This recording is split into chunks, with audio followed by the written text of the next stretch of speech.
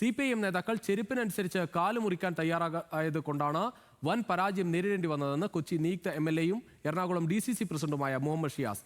സംഘപരിവാറിനേക്കാൾ വലിയ നാവായി CPIM പ്രവർത്തിച്ചതിനുള്ള തിരിച്ചടിയാണ് തെരഞ്ഞെടുപ്പ് ഫലമെന്നും ഷിയാസ് ന്യൂസ് മലയാളത്തോട് പറഞ്ഞു. സഹിൻ ആന്റണി തയ്യാറാക്കിയ റിപ്പോർട്ടിലേക്ക്.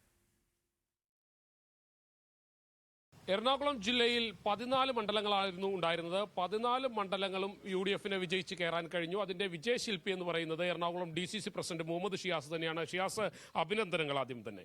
ഷിയാസ്, ഈ 14 സീറ്റിലും വിജയിക്കാൻ കഴിഞ്ഞു. CPM-നെ സംബന്ധിച്ചിടത്തോളം കനത്ത പ്രഹരമാണ് അവർക്ക് കിട്ടിയിരിക്കുന്നത്. എങ്ങനെയാണ് ഈ 14 സീറ്റും ഉറപ്പിക്കാൻ UDF-ന് കഴിഞ്ഞത്? കേരളത്തിൽ ഇടതുപക്ഷ സർക്കാരിനെതിരായിട്ടുള്ള ഒരു വലിയ ഭരണവിരുദ്ധത നമുക്ക് കാണാൻ കഴിഞ്ഞിട്ടുണ്ട്. കാരണം തുടർഭരണം കിട്ടിയതിന് ശേഷം സർക്കാരിൻ്റെ പ്രവർത്തനങ്ങൾ എന്ന് പറയുന്നത് അവരുടെ ഏകാധിപത്യപരമായിട്ടുള്ള പ്രവർത്തനങ്ങളായിരുന്നു. സംഘപരിവാറിനേക്കാൾ വലിയ നാവായി കേരളത്തിലെ CPM നേതാക്കന്മാരുടെ നാവ് മാറി എന്നുള്ളതാണ്.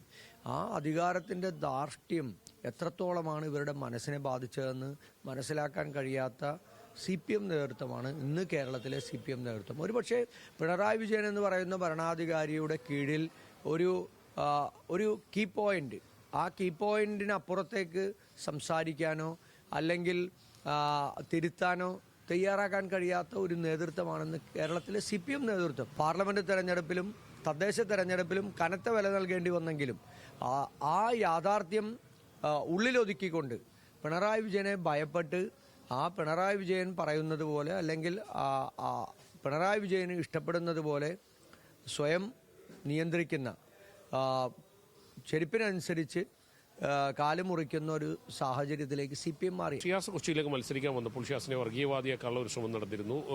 ഒരു മതം പറഞ്ഞുള്ള ക്യാമ്പയിനുകൾ ഉണ്ടായിരുന്നു. ഇതൊക്കെ യഥാർത്ഥത്തിൽ ഗുണമാണോ ചെയ്തത്?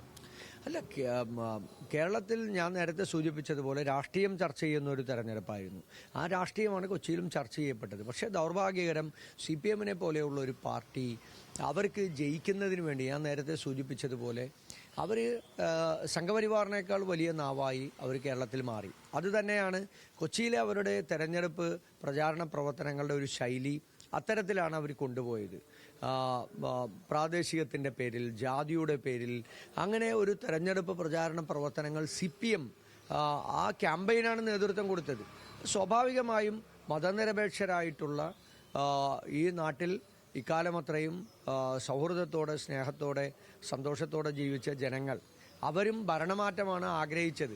അവരും ഈ സർക്കാരിനെതിരായിട്ട് അവരുടെ ജീവിതവുമായി നിരന്തരമായി ബന്ധപ്പെട്ട് നിൽക്കുന്ന കാര്യങ്ങളിൽ ഒരു സർക്കാരിൻ്റെ സാന്നിധ്യം ഇല്ലാകുന്നിടത്ത്, ഭരണമില്ലാത്ത സാഹചര്യത്തിൽ അവരെങ്ങനെയാണ് പ്രതികരിക്കുക? ആ രീതിയിലാണ് അവരും പ്രതികരിച്ചത്.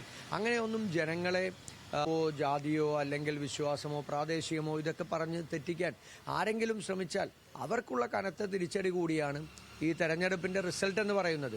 അദ്ദേഹം പറയുന്നത് പോലെ തന്നെ അദ്ദേഹത്തിന് താഴെത്തട്ടിലുള്ള പ്രവർത്തകരെല്ലാം അണിചേർത്തുകൊണ്ട് തെരഞ്ഞെടുപ്പ് പ്രവർത്തനങ്ങൾ ഏകോപിപ്പിക്കാൻ കഴിഞ്ഞു എന്നുള്ളതാണ് അദ്ദേഹത്തിന്റെ വിജയമായി അദ്ദേഹം ചൂണ്ടിക്കാട്ടുന്നത്.